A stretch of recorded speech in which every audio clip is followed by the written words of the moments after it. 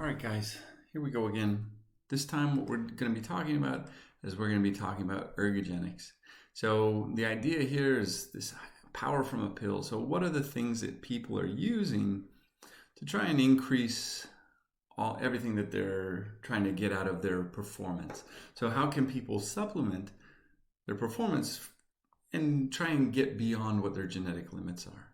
All right, so this is actually lecture 20. By the end of this series of videos, you should be able to define an ergogenic aid, name the 4 most powerful ergogenic aids, list 5 drugs that can alter adaptation or performance, describe the effects of anabolic androgenic steroids or growth hormone on muscle and connective tissue, describe the positive effects of erythropoietin on endurance performance, name 2 legal performance-enhancing drugs, and appreciate that no drug can reproduce all of the effects of exercise. And that's really something that a lot of researchers are trying to study, because we know that exercise does everything from increasing lifespan, improving learning and memory. If you do resistance exercise, it's going to increase your muscle mass and strength. If you do endurance exercise, it's going to make your heart function better, and it's going to decrease resting heart rate. It's going to increase your blood volume, and that's going to allow you to better control your body temperature by sweating more profusely when you begin to heat up. All of these incredible things that your body does in response to exercise, there's not a single drug in the world that can reproduce all of those things.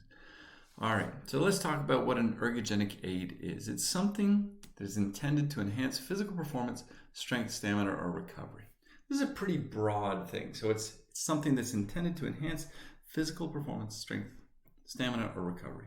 So again, strength, speed, power, and endurance are the things that are our physical those are our physical characteristics. And so this is anything that's intended to enhance all of those things. And remember, that's what we've been talking all along about. We've been talking about how you would use your exercise, nutrition, and some of your other components like your rest and recovery to maximize performance.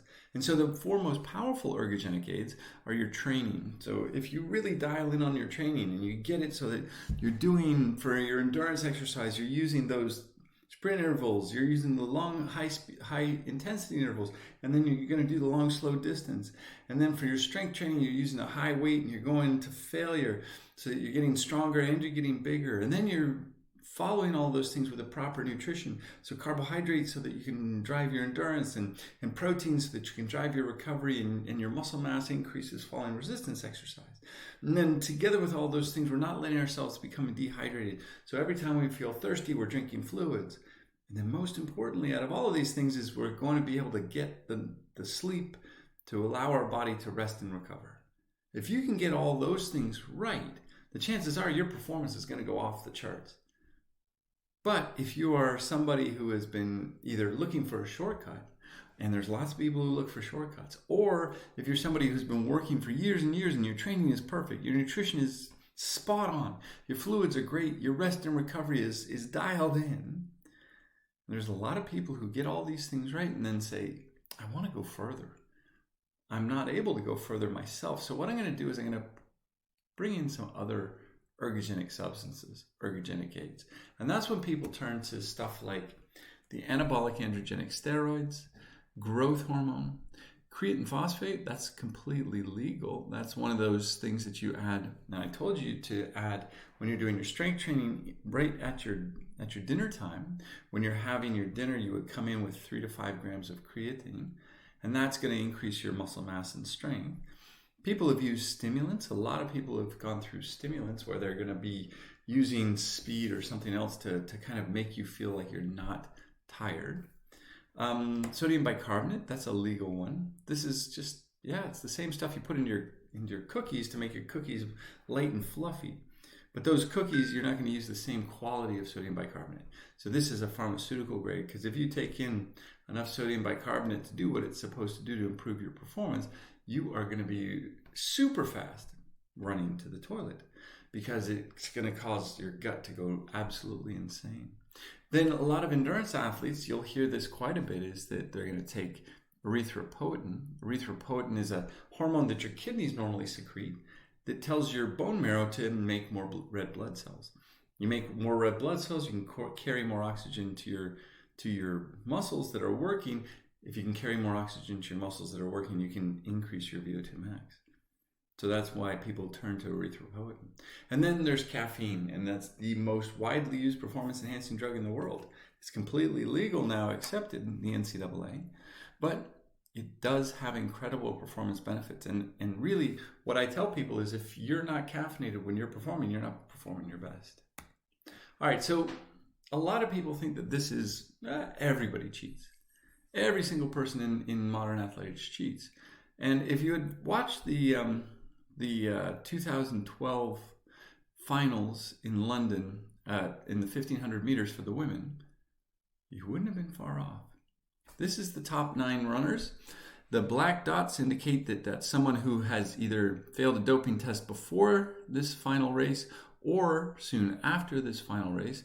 We see only a single individual here who never has failed a drug test. This is supposed to be this thing where, oh, but everybody's doing it, so there's nobody who's losing out.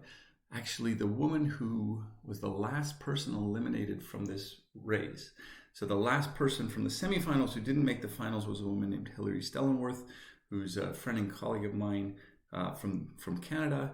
She's now the track coach at the University of Victoria. She was the last person not to make the Olympic finals. If she had made the Olympic finals, first of all, she would have made a huge amount of money because her shoe contract would have had that bonus in it. If she had made the Olympic finals and competed, there's no telling who's going to get into this kind of top 6, top 7. Given that a number of these individuals have since tested positive and have been stripped of their medals. Now Shannon Robury, who's back here, she's actually, I believe, if I'm not mistaken, she's actually a medal winner from this race, even though she came 6th. So the idea that this isn't punishing people or this isn't something that's taking away from anybody because everybody's doing it is complete fallacy. People dedicate the whole early part of their lives to achieving at this level. And some of them do incredibly well and some of them succeed and win gold medals. But some of them are held out because they don't make the finals, because all of these other people who made the finals, they all took performance-enhancing drugs. And so we're going to talk about what the performance-enhancing drugs do. We're going to talk about the legal ones, we're going to talk about illegal ones, and we're going to try and get to the point where we understand what they're doing, and we're going to see how we can use our training to kind of maximize those without taking illegal drugs.